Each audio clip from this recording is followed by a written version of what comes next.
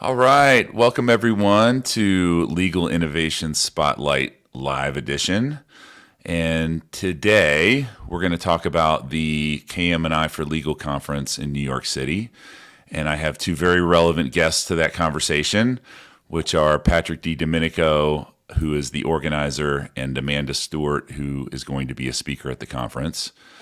And the goal here is to give you information on what to expect, get an understanding of what the content looks like.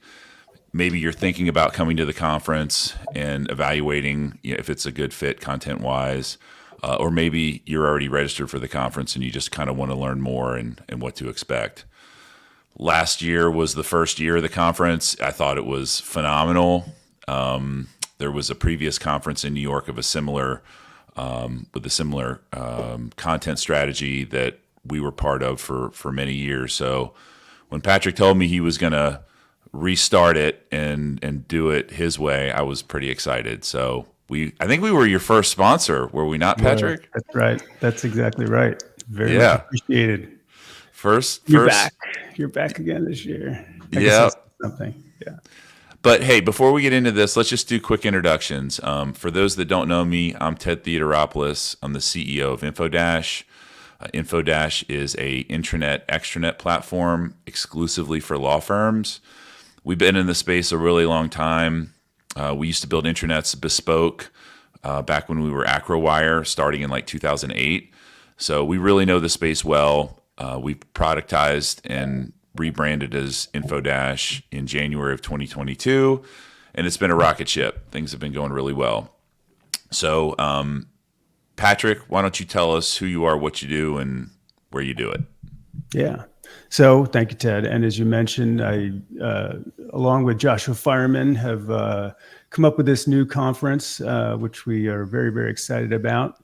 My day job is as a consultant. My company is called Inspire KM Consulting, and I help law firms of all sizes, in-house legal departments, and legal technology companies with everything related to innovation, technology, knowledge management. So I kind of have that 360 view into our community, which gives me a good sense of what people are doing and what each of those members of the community are in need of. My background, just very quickly, is started out as a practicing lawyer back in the mid to late 90s. I hate to say that, but it's true. I hate two things about that: A, that I was practicing, and B, that it was so long ago. Then I got wise in the early 2000s and switched over to KM, and the innovation word wasn't such a buzzword at the time, but KM and technology at the law firm that I practiced at, and then did that for various other Am Law 100 firms as a chief knowledge officer, chief innovation officer, in those types of roles. And then, switched to consulting and conference producing about 2.5 years ago now. So really enjoying it. Good stuff. Amanda, why don't you tell us the same thing about you and your background? I will. And also just Ted, thanks for having me. I'm so excited. I'm a huge fan of your podcast. So thank you. Fangirling over here. I'm Amanda Stuart. I'm based in New York City. I have the typical, somewhat typical route as many KM attorneys. I started off practicing. I was actually at a really small firm, so I kind of started doing KM without realizing it. I was creating just like template documents just to help myself work better. And I kind of thought, I was like, I feel like there's a job here. And I discovered practical law. So I started writing for practical law, doing the employment law section. And then Patrick actually reached out to me and got me my first KM job. So I worked on his team in the early days doing KM and some legal tech. And then from there, I made a jump to work at Case Text. So I have some of the vendor side experience, which has been really helpful for me in my career. Just being able to, one, just have a soft spot for vendors and understand how hard it is to do things on that end. But also it gave me the opportunity to be a little more creative in terms of my outreach and adoption initiatives, because we were told to fail fast. So that was something that was really fun and that I think I've brought over to the law firm side. After working at Case Text, I was at Cleary Gottlieb. and then Sherman and Sterling for a number of years. And now I'm at Mayor Brown. I'm the Assistant Director of Practice Innovation for the Americas. Focusing on Gen AI is obviously the really fun hot topic we're focused on right now, figuring out use cases, the value it can bring, when to use it, when not to use it, and advising our attorneys on that. Also just other legal tech point solutions, some of the larger transformation projects. But it's been a trip. Wow, that's a really diverse background. You've been on both sides of the table. That's great. And you talk. What's funny is you talked about accidentally doing KM. Patrick and I have talked before, and he joked he thought he invented it, right, Patrick? That's right. Yeah, it really always impresses me how many people have a very similar story. I have that similar story too, but boy, a ton of folks just sort of. They were trying to figure it out themselves. They're trying to make their lives easier, and they thought, hey, maybe other people are in this same boat, and maybe I can help other people with this. Maybe there's a career here. So I know when Patrick called me and he said, are you interested in knowledge management? I was like, what is that? And a light bulb went off. I said, that's what I do? I didn't realize. Nice. Yeah. And now it's a thing. Yeah. My parents still don't quite understand what I do, but yeah, it's a thing. I don't think anyone in my family knows what I do either. So we're even on that. Well, let's talk about the conference. So last year was the first year I was a part of it. I thought I had very good impressions. Like I said, to give some context, we do about 8 to 10 conferences a year. So, and they're all like legal tech related. At one point we had some Microsoft. I used to go to Microsoft Ignite. I don't even have time for that anymore. So we have a really good cross-sectional view of what's available out there in the conference space. And I mean, for us, this is our second biggest conference of the year in terms of investment and focus. ILTA is obviously number one. There's over 4,000 people at ILTACon this year. So, but this is a rifle shot for us, right? Because we sell specifically to KM and innovation folks. So 100% of the attendees are relevant conversations for us to have, with those folks. So I thought it was great last year. I wrote up a summary on LinkedIn and referenced some of the sessions. I sat into most of the sessions. I'm really glad that was an option for us to do because, I learned so much from that process. And, one time vendors used to not be in sessions for certain conferences, including ILTACon. So if you were an exhibitor, that's no longer the case. And I think that was a good change, but it's good for vendors to learn and also to just, it creates a more friendly peer-to-peer dynamic, which is important. We're vendors. Hopefully, we're not too salesy, and we're people too. And it kind of creates. I think people have their guard up a little bit when they walk through an exhibit hall, and rightly so. Like some people are too aggressive with how they converse, but I thought you did a phenomenal job with that, and you did a really good job showcasing us and allowing us to tell our story. So we were fully prepared to invest again this year. So from a vendor perspective, I thought it was outstanding. I host a podcast, Legal Innovation Spotlight. I have a lot of very prominent thought leaders, and I get to hear a lot of really smart people talk and ask questions. And so I feel like my bar is pretty high, and I thought the content was really good. I don't feel like that at every conference, but I thought you guys did a really good job with that. So I haven't looked in detail at the agenda this year, but I know how much time you spend on it personally, Patrick. So I'm sure it's going to be great. So those are my comments on it. Patrick, what sort of background do you want to share? Well, first of all, thank you so much. Those are really nice comments. And obviously, thanks for being a sponsor and a repeat sponsor this year. And also, your write-up was fantastic. It was almost like someone was taking, like a stenographer taking notes. It was really, really good. And I appreciated that personally. And I know a lot of other people appreciated it as well. So thank you for all that. And you really hit on a number of things that are sort of fundamental and I guess foundational to the sort of motivation behind this conference. I've been involved like you. I go to a lot of conferences as well. I went to a lot of conferences when I was at law firms, and I still go to a lot of conferences. I was at ILTA this year as well, which was fantastic, unbelievably well done, and so many people. It was really good to be there and see lots of people and see that production. But you kind of hit the nail on the head, right? This is much more focused than hopefully just about any other conference. This is knowledge management and innovation. And this is a real community, right? Those who are watching this and those who attended and this truly is a community. And, to one of your points about sponsors being able to attend the substantive content, the actual sessions, that's because of one of the principles we really set down, which is there are no second-class citizens, right? This is a true community. And I think at one point with a lot of conferences, there was this idea that, the attendees are sacred. They may go to the sessions and we'll have the presentations. We need these vendors, but it's kind of it's a necessary evil, right? This type of thing. Let's put them down the hall or in the basement or somewhere else, out of reach. Let them set up after a few days, and allow them brief interactions with the attendees. And I think that's just backwards, right?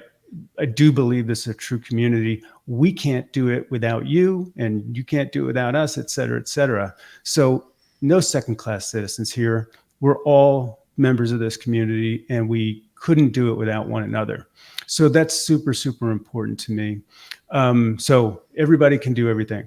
The other really good thing is, as much as I love like ILTA, for example, and rightly so, that's a 4.5 day conference, right? This is more concise, I suppose.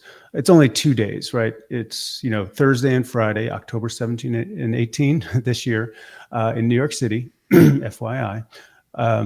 But it's 2 days and it's all about KM and innovation. The other part of it is it's all in one very accessible space. We all love the Nashville Gaylord where ILTA was, but it was huge. It takes a lot of time to get around.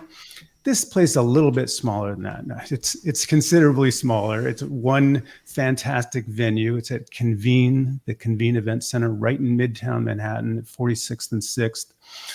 But it's all on one level. There's a massive general session room where we can hold about 225 people very comfortably. You're going to have plenty of elbow room around those half round circle tables. Fantastic stage.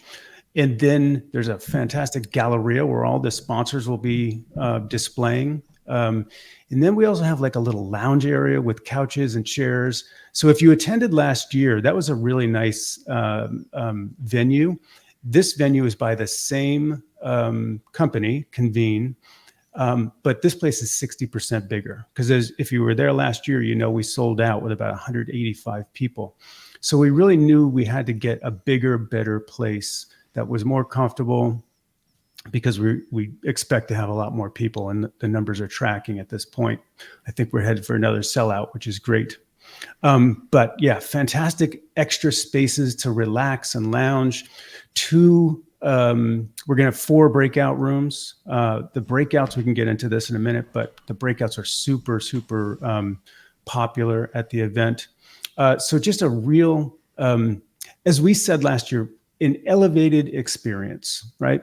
And that's another one of the fundamental foundational things about this conference, in addition to the community aspect. And, I've been articulating it in this way. And I know Amanda will appreciate this because when we work together, and I'm sure this has happened at other of her firms that she's worked at, we all a lot of us who work at law firms, we're familiar with partner retreats or attorney retreats. And these are fantastic events. They're off-site, they're a weekend, and they're really nice places.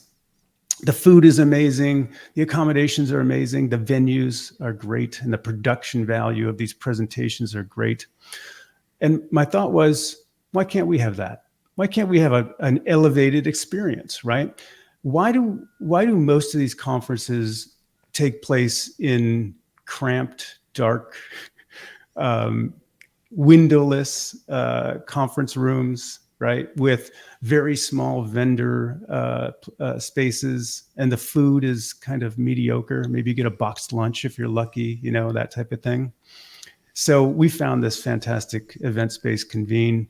And I think you mentioned this last year, Ted, that the food was surprisingly awesome. It was right? really good. Yeah, really fantastic.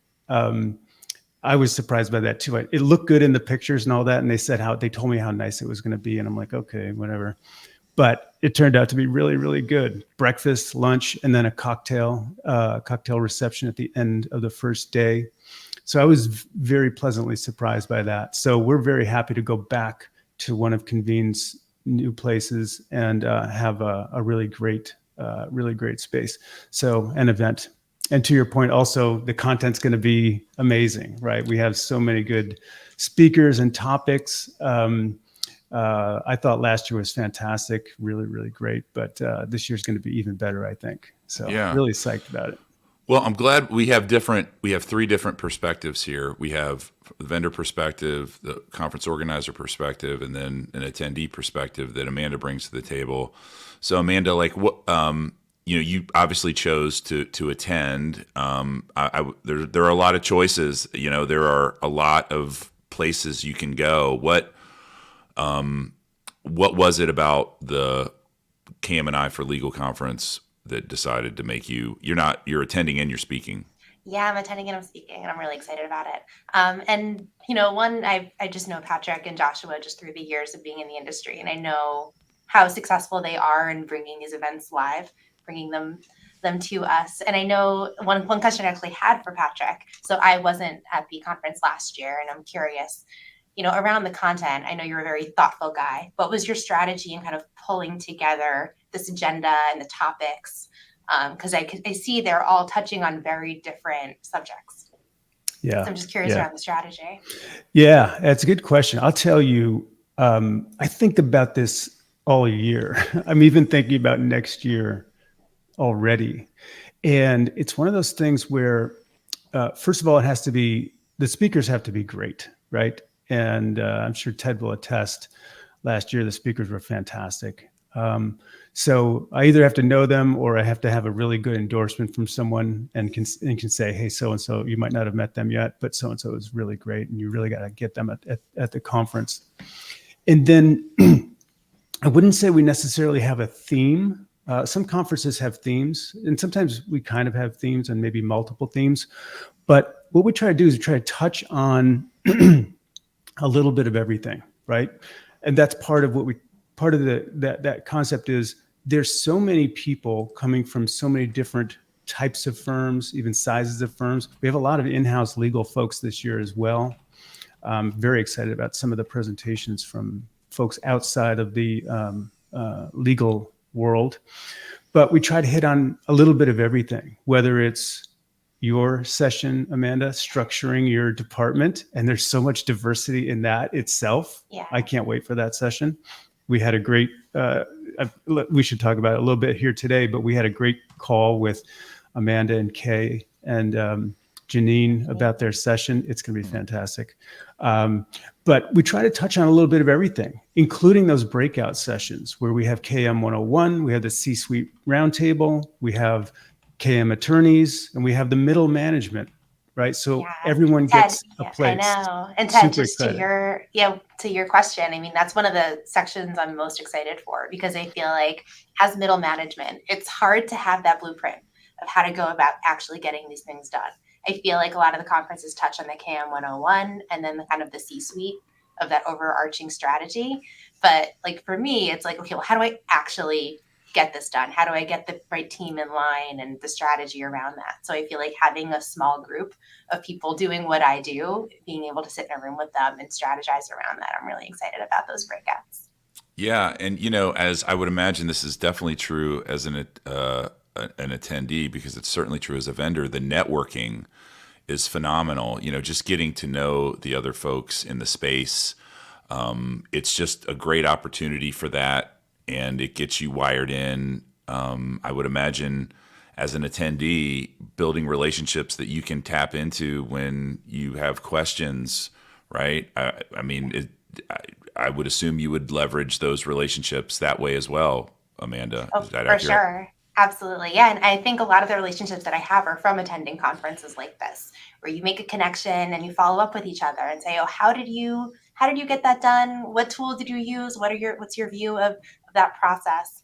And that's one of my favorite things about our community is we're all sharers of knowledge, right? That's kind of built into our roles. And I think it's just second nature to a lot of us. And because I think we don't feel competitive with each other, it's a really nice group of people. People really share their learning, share their experience. And I also think it's kind of an incestuous industry, right? Oh, Everyone's kind of jumping from firms. I used to work with Patrick. Janine's on my panel. I used to work with Janine. It's a really small, nice industry. Yeah. So I think events like this really shine. You hit the nail on the head. I always thought it was kind of strange at first that people shared so much about what they're doing, because it's like, oh, you're competitors, aren't you? But we practice what we preach, right? Knowledge sharing, even between firms. But the other thing is, I think it's because people realize that what we do is not easy. First of all, ideas are easy, right? I've got, if I could automatically execute every idea I had, I'd be retired, right? But it's the execution and building the teams that can execute those ideas, and quite frankly, also convincing the firm that this is a good idea and we should do it. So just sharing an idea is motivating and it's inspirational. And you may be able to, you will, believe me, you will walk out of the room, each of those sessions, with a whole list of ideas that you want to think about and see if it's relevant to what you want to do. But then you have to figure out, hey, can we do this? Do we have the team? Do we have the structure to Amanda's session? Do we have the wherewithal? Does the firm have the vision, shared vision? Is it part of the firm's strategy? Should we be doing this, or should we focus on something else? A big thing that I'm really, really excited about. By the way, that's a little bit of foreshadowing, focus. I'm not going to say anything else, but you'll hear about it in a week or so, about the concept of focus. Dropping breadcrumbs, Patrick. I dropping a little breadcrumb. I'm super excited about that. But I do want to go back to something you said, Ted, about networking, because again, this is a huge part, I think, of any conference. And one of the things we really, focused on, not to use that word again, but one of the things we focused on is feedback. And I'm talking about feedback from before this conference started. This conference was born not just of my sort of, quite frankly, obsession about doing things better and elevating the experience, but talking to folks in this community like Amanda, like you, Ted, like others, and saying, what do you love about conferences and what do you hate about conferences? And one of the things that people love is the networking. So last year, as you'll recall, Ted, we had a lot of networking time. We had 1 full hour for breakfast. A lot of conferences like to do 30 minutes, give you some powdered eggs. We had a full hour for breakfast. And again, it was amazing. I was so happy about that. Yeah. Full hour for lunch as well. And at the end of the day, a full hour cocktail networking reception. And then you got those mid-morning and mid-afternoon coffee breaks that are usually 15 minutes. Go grab a cup of coffee, meet with the sponsors for a few minutes, and come back in. We'll get back to the programming. It's really just waiting in line in the bathroom for the women. Yes, right. You barely have time to go to the bathroom, right? Yeah, that's exactly right. So people said, can we get a little bit longer breaks? I'm like, okay, yeah, sure. So last year we did 25-minute breaks. So we extended those, I thought, pretty significantly. And then last year they said, the conference was fantastic. Can we get longer breaks? I said, so I'm like, yeah, we can do that. So we're doing full 40-minute coffee breaks this year, which I'm super excited about. Not only for the networking, but also for something, Ted, that you're going to be doing, which is we can talk about this too, are the demo rooms. So during the breaks, there's enough time, 40 minutes during the coffee breaks, full hour during lunch. There's enough time for all of the attendees to grab a snack, grab a meal, grab a drink, and also go into a demo room and take a deep dive with sponsors like Infodash and others that are doing demo rooms. So that's another innovation that we have this year, because sometimes you get a little demo at the booth type of thing, and it's like, okay, great, thanks. But now you can go into a nice, comfortable breakout room and sit down with a sponsor and see what they're really about, and still have time to have a cup of coffee and a meal and a snack. So I'm super excited about the networking. One question I have around the demo rooms, will those be open for everyone, or will you need to make an appointment with the vendor? Yeah, great question. Yeah, so they're going to be open, but we are going to encourage people to reach out ahead of time, right? To get the word out, especially, right? But yeah, they're going to be open for everybody. And these rooms are a good size. There's 2 demo rooms. One of them holds about 60 and the other one holds about 80. And depending on what, the various vendors are doing, they might be doing multiple demos, right? In 40 minutes, Ted, we haven't really talked about what you might do yet, but, a sponsor might do 3 or 4 demos, like repeat their demos. So you have plenty of time to sort of cycle in and out of these rooms. But it's going to depend on what the sponsors want to do. But yeah, they'll be open for everybody. And in fact, I'm sure the sponsors want everybody to come in. So yeah, absolutely. Yeah, it's going to be a great opportunity. Honestly, I discourage doing demos in the booth, especially if it's just a table. Like, we can give you a real quick, 5-minute look at something, but it does not take the place of a formal demo. Neither does a demo room. Like, sitting down for 60 minutes on a Zoom call is like the gold standard. However, if you had to kind of stack rank them, in the booth at the bottom, demo room, definitely better. And then if that piques someone's interest, then you schedule a deeper dive for when everybody's in front of a computer. That's best. And I agree with you, Ted. And the other thing, and this was a surprise last year too, a pleasant surprise. Talking about sort of the deep dive. One thing that we innovated about last year, and I've seen others now sort of follow the lead at other conferences, which, flattery is the sincerest, whatever they say about that. Imitation is the sincerest. Imitation is, yeah, I got that wrong. Thank you. But what we did last year and what we're doing this year, and Ted, you've got what we call a sponsor spotlight, a 5-minute sponsor spotlight. And I remember last year, Ted and I talked about this. You may or may not remember this, Ted, but you called me and said, "Hey, could I have another extra couple days to send you my PowerPoint for the sponsor spotlight? Because I'm really trying to make this tight and make it really good." And this is intentional, right? The expression is, if I had, I'll probably screw this up too, but if I had more time, I would have written a longer letter, shorter letter, right? Yeah, a shorter letter. Yeah. Yeah. See, I screwed it up. Right. Thank you, Ted. I must be nervous. If I had more time, I would have written a shorter letter, right? It's hard to be concise. And your audience, whether it's someone who's reading your letter or otherwise, they appreciate concision, right? What they like is, and I learned this, I thought this was the case, but I learned that this was very popular, not only among the sponsors who had sponsor spotlights, but the crowd loved it. The attendees loved it. Why is that? It's because, hey, Ted gets up on stage. He's super concise about here's who we are, here's what we do, and this is why you should come and talk to us at our booth or at our demo room. This acts as a easy way for Ted to get the word out to a lot of people, and for all those people to say, that sounds interesting, I'm totally going to go see Ted at the break.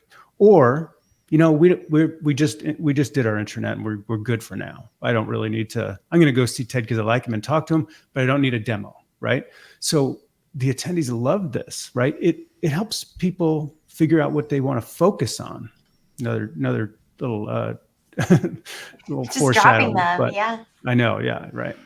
So really, really excited about that as well. So. Well, and I probably should have said this at the beginning. We're going to share a discount code, a significant discount code on attendance at the end. So if you hang out till the end, you'll make note of a significant discount code. Let's talk about the Lex Prize, because this I thought was really interesting. You know what? Actually, Horace had a great comment. What do you think about, is there any options in terms of networking? I'm surprised Skills doesn't do this. Maybe they do, like a WhatsApp channel or a Teams channel or Slack or something. Is that on the radar, or have you had that thought? Yes, I have had that thought, and we have some plans in the works about something very, very right on the line of what you're talking about, Horace. Thank you for bringing that up too. I'd love to pick your brain about it, Horace. We've talked a little bit in the past, not about this, but I know you have a lot of great ideas. And if you have some ideas about the platform, I've been researching platforms and things like that. So I'd love to talk to you about that. I want to keep this going, to your point, right? So we can keep the conversation going throughout the year. LinkedIn is good for that. Shout out to LinkedIn Live that we're on right now. But finding the right platform for that, I think is the key, right? Sometimes Slack is good, but the Slack channels I've been a part of, they kind of, it's that hype cycle and then boom, it drops right off and then people forget about it. I'm trying to figure out a great platform to create a real KM&I network, and I'm looking forward to that. So any ideas, Horace or others, happy to chat with you about that. Awesome. Yeah, and he's even offered to be your demo room admin. So you Awesome. got some free labor there. Yeah. You're the best, Horace. I wanted to talk a little bit about the Lex Prize, because I think this is super exciting. And ILTA does they do great peer recognition and project recognition. We've had 2 clients win. Actually, we've had 3 awards. We've had Fish and Richardson won Transformative Project of the Year. I think it might have been Innovative Project of the Year back then, that we were the lead vendor on their platform. Then Ogletree Deacons, your old firm, Patrick, won, I think it's now called Transformative Project of the Year in 2022 for their intranet built on Infodash. But it's so broad. It's like it doesn't have to be KM&I focused, right? So this is Lex Prize KM&I focused? Yes. Tell us about it. That's exactly right. Yeah. Okay. Yeah. Again, everything we do is about this KM&I community, and this award is exactly about that. So this is, I've been wanting to do this. I wanted to do it the first year, but quite frankly, I was thinking, let's see if we could pull off a conference first before we announce an award. And so this has been in the back of my mind for a long time. And because of the success of the conference last year, I thought it was the right time to do it. And that's exactly what it's about. It's one award, and it's essentially the innovative project of the year. And you can see this on the conference website. The conference website, by the way, is KMI4legal.com, KMI4legal.com, and you'll see a Lex Prize link at the top of that. Sadly, if you're thinking about submitting an application, you can still do it, but it's due tomorrow at 5 p.m. We've had a number of applications so far, and I'm super excited about reviewing those and getting those out there. But yeah, that's exactly what it's about, right? And it's broad in a sense that it can be any type of innovative project within the KM&I world. We don't want to confine it to anything in particular. But if you're in this KM&I community and you've done something compelling and interesting, and as we put it, truly transformative, right?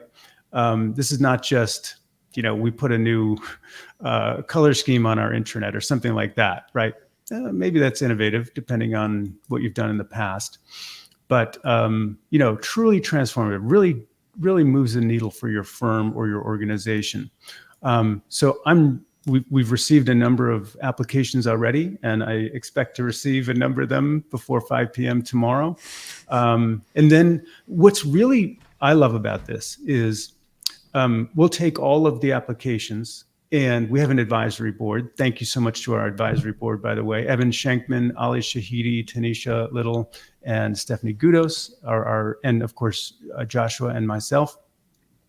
So we'll reduce the number of applicants down to 3 finalists, and then the finalists will present their pitch to the audience at the conference live. And then through our app, we will ask the audience to vote who won, right? So it's a People's Choice Award in many ways, right? It's not a bunch of, us in a back room deciding who's going to win. You all are going to decide who wins this. How many finalists? There'll be 3 finalists. Oh, cool. Yeah. And they're going to present. Yeah. So your advisory board's going to narrow the field, create a short list, and then 3 people. How long are those presentations going to be? Yeah, so exactly. And this is all this information is on the thing too. So they'll have 7 minutes to present. Let me make sure I get this right. Yeah, 7 minutes to present with their PowerPoint deck. And then there'll be 5 minutes of questions for each of them. So that, what is that? 12 times 336? No, it's not. Three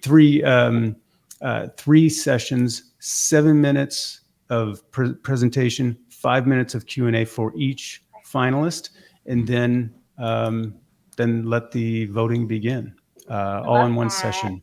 It'll be the morning. It'll be the first day, probably the second or third session on Thursday, the 17th. I'm super excited about it. I can't wait. I like it. No, that's really exciting. We're scheduled for 45 minutes, and I want to give some time to Amanda to talk about the panel. I know you're co-panelists, and they're great. Yeah, it's a great group for sure. But why don't you tell us a little bit about the subject and what you guys are going to present on? Yeah, absolutely. So it's called Structuring KM Innovation Teams. And I'm a typical millennial. I've had a number of jobs and in this space. And I've noticed that each team is really set up differently. Some teams have one large umbrella team that has KM, innovation. And actually, I think innovation, like Patrick referenced earlier, is kind of a recent department that we're seeing come out. But sometimes they include conflicts, IT, there's all different ways of setting up your KM department, your innovation department, and how that falls within the structure of the firm. So we wanted to kind of have that open conversation and not necessarily decide which is the best model, but talk through some of the challenges that you can have with the different structures and give you that blueprint, that how-to guide of how to navigate working together, working with the broader firm, how to get these transformative projects done with the structure that you're set up with. So we have 3 teams. I'll be representing Mayor Brown. We have Janine Zito from Cleary Gottlieb and Kay Kim from Paul Hastings. And we all have very different structures and different ways of going about it. They're great speakers. Great. I mean, Kay, obviously, everything she says sounds smart. And Janine has such a great perspective. She has experience working in business development from banking and in the law firm world. And she also has this whole other event administration career where she helps put on large events. She worked with Oprah at one of them. So I think everyone has a really interesting perspective to share on ways to get projects done within our teams. Very cool. Yeah, I guess that sounds very aligned to making this actionable, right? We're not painting we're not flying at 40,000 feet. We're giving content and things that people can go and actually implement. Right. And I also think it focuses on some of the soft skills that we need to get these projects done, right? Yeah. I mean, Patrick referenced earlier how hard it is to do some of this work. And it's not necessarily because it's hard to come up with the ideas, like he said, but like, how do we convince people, right? How do we get people to want to work on the projects or want to make that policy change? And I think if we can highlight some of the things that have worked for our teams in these different structures, it could be helpful. Yeah. And that it's a really, I was on a panel with, it was a very esteemed panel. We talked about with Meredith Williams and Christy Bentz. You were there, Patrick, in Chicago, or no, I'm sorry, no, that was New York, talking about how AI, what the implications are to kind of organizational structure. Where does it sit? Does it sit in innovation or KM or IT? We kind of kicked around that quite a bit, and it was so, I got so much feedback afterwards, like, wow, that was really helpful. And we had 3 big firms that were there who kind of gave their take on it, and people walked away better prepared to navigate that within their own firm as a result. So I think this is a very relevant topic. Yeah, super relevant. And you both sort of mentioned it already, but there's so many ways you could organize a department, or maybe it's 2 departments, or maybe it's something else, right? There's no real right or wrong way. A lot of it depends on the culture of the firm and other things. But getting that inspiration, and you'll probably walk away from Amanda's presentation thinking, oh, we didn't think that was even something we could even have thought of doing. Maybe we need to consider doing it that way. Maybe there's people in our firm that we didn't even know we could partner with. That's a big thing we talked about in one of the prep sessions, was the interdepartmental whether or not you're one department under one umbrella and there's a lot of people reporting up to one person, or if there's separate departments. Invariably, it's beyond the KM&I or KM or I, however you got it structured. You're going to work with marketing, IT. You're going to work with everybody, and that interdepartmental collaboration is super, super important. And I think you'll walk away from that presentation having a renewed appreciation for that and other nuances of how these departments and groups can be structured. So yeah, I'm super excited about this. Amanda knows how excited I am about this session in particular. Yeah, one of the things that Patrick has pushed on all of the panelists is highlight takeaways at the end of each session. Yeah. And, I think we're really going to try to focus on, regardless of your structure, these are important things to think about. But I think all the sessions are going to have really beneficial takeaways. Yeah. No, that's great. Why don't we mention the discount code, which, by the way, I don't get a commission on this. This is I wish I did. Maybe Patrick will buy me a cup of coffee. I'll buy you a cup of coffee. All right, that's fair enough. So it's Infodash 15, and you'll get 15% off. Where do they go to KM&I, or I'm sorry, KMI for legal.com, and then during registration, there's a place to put in the discount code. Exactly. We're in the upper right. You can't miss it. There's a registration button in the upper right-hand corner, I think. Yeah, it's in the upper right-hand corner. It might also be in the middle. You just click that and follow the prompts, insert your information, and at the end enter that code, and you'll get a discount. And the rates go up. Right now the rates are, I think we're calling it the late early bird, or I forget what we're calling it, but $18.99 until the end of this month. So Saturday is the 31st. So you have until midnight on Saturday to get the $18.99 price with 15% off. On Sunday, it goes up to $19.99. So get it while it's hot, and you can apply that discount code now or later, whenever you want. Obviously, do the math. It's better to do it now. But and thank you, Ted, for being a sponsor, and we're happy to happy to give that discount to anyone who'd like to use it. And we'll figure out how I can reward you for that in the future. I'll definitely buy you a drink. That works. I'm easy. One more thing I want to make a plug, Patrick. You said you're offering new headshots, right? Oh yeah, I'm way overdue for Thank a you new so headshot. much. So Yeah, good. Thanks for that, Amanda. I forgot about that, but yeah, we're gonna have a lot of cool stuff, including a headshot booth at the conference. In fact, that's sponsored by Briefcatch. Thank you, Briefcatch, for sponsoring that headshot booth. So and it's gonna be there both days. So at least one of the days, get your hair cut, shave, wear something nice, and get a new headshot. So yeah, super excited about that. Thanks for reminding me about that, Amanda. I'll do my hair that day. Please do. Sure. Yeah. All right. So last thing before we wrap up, I want to hear just a little bit about some of the other sessions that you'd like to highlight, Patrick. Like Amanda sounds amazing. What other ones can we quickly highlight for people to kind of whet their appetite? Yeah, great question. So first of all, I can't wait for the Lex Prize showcase, right? That's going to be fantastic.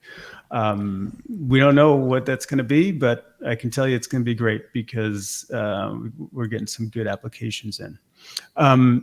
Well, first of all, Sally Gonzalez. Many of you know Sally Gonzalez. She's been in the industry for 40 years. She's going to be our day one keynote. I think it's day one. Let me confirm that. Yeah, she's going to be our day one keynote in the morning. She's, like I said, she's been doing knowledge management. Talk about before any of us knew what knowledge management was. She's been doing it for so long. She's worked for both as a member of various firms like Norton Rose Fulbright, and many others, and she's a senior consultant with Fireman and Company, and she's retiring at the end of the year. Whatever that means for people in our industry. I think a lot of people kind of retire, but they kind of don't. But we need to capture her knowledge, right? When I was talking with Joshua, he mentioned this. I said, we got to get her on stage. She's got so much to share. She's so knowledgeable. She has so much experience. We got to get her on stage. So she's our opening keynote. Very excited about that. Another one I'm super excited about is we have Dr. Valerie Hyde from Google. She's the head of AI and ML of customer engineering at North America at Google Cloud. She's a PhD in statistics, super smart. And I know she's super smart because I've known her for about 45 years. I don't know if she'd like me saying that because she doesn't look like she's 45 years old, but I've known her since we were kids. She was a neighbor. And it struck me that, hey, Val, you're in this industry. You could probably educate a lot of us about what you do and what AI is really about, and bring in use cases from outside of the legal world. So she's going to sit down with a fireside chat with Evan Shankman. Everybody knows Evan, Amanda and my former colleague at Ogletree, and he's now the CKINO, Knowledge and Innovation Officer at Fisher Phillips. They're going to do a fireside chat about that topic. There's so many more. Please go to the website and we'll probably highlight a couple more. How much more time do we have? I know we only had 45 minutes for this. We're a few minutes over, but that's fine. They're not going to cut us off. Okay, great. Yeah, well, let's keep going. But do go check out the agenda. There's more sessions being added to the agenda every day. But that's going to be a fantastic one. There's one on getting adoption where we have Kate Kane from Shepherd Mullen, Christine Dachez from Fenwick, and Elizabeth Roche from Fenwick as well. They're going to be talking about adoption. Very, very important topic, obviously, right? We can do all these great things, but if our people don't adopt what we've developed and what we've offered to them, it doesn't really matter.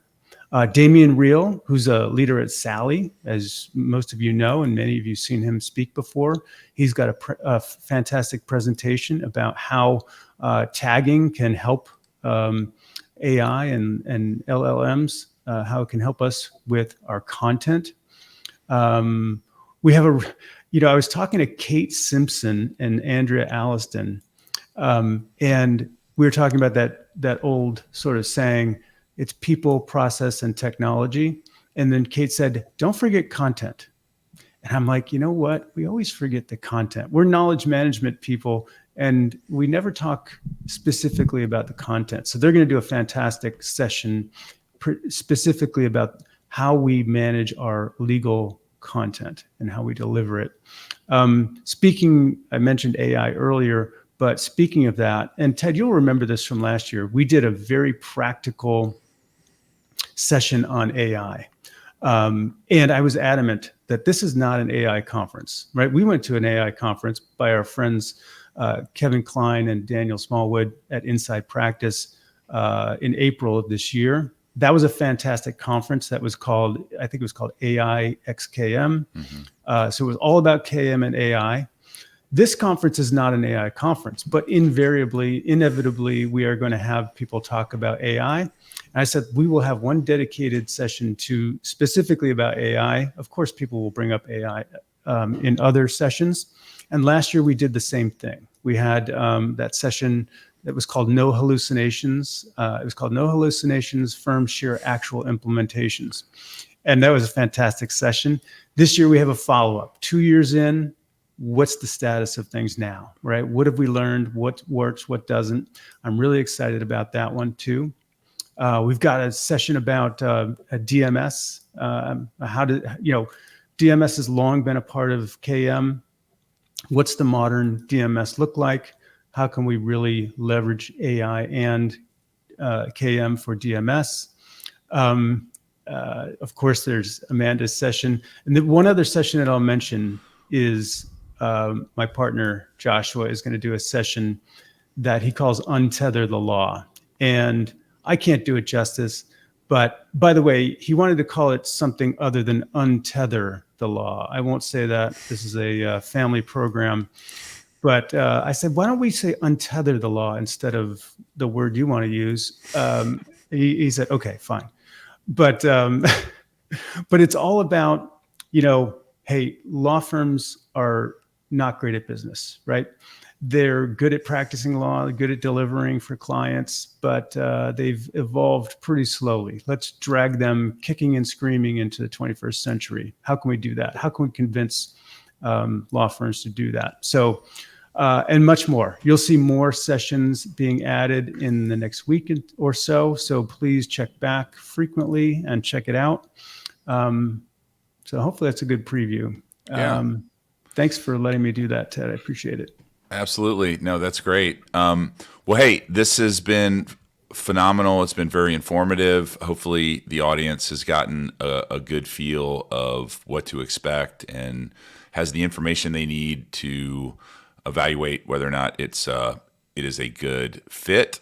The URL is ticking at the bottom of the screen. KMI for Legal will be there. There's lots of other great vendors, sponsors that will be there. And it was a phenomenal event last year. I'm sure it will be this year as well.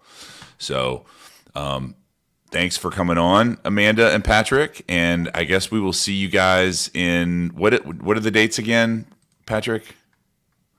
You're on October 17th and 18th. Did I get that right? Yeah. Sorry, I was on mute. Thank you, Amanda. I was on mute. I'm like, yes, that's exactly right. Yeah, October 17, 18, Thursday, Friday. So be there, Midtown Manhattan. You'll love it. Good stuff. Thank you, folks. Yep. All right. Look forward. Much. Yeah, we'll see everybody there. Take care. Awesome. All right. Thanks again, Bye-bye. Ted. All right. Take care. Appreciate it. Bye.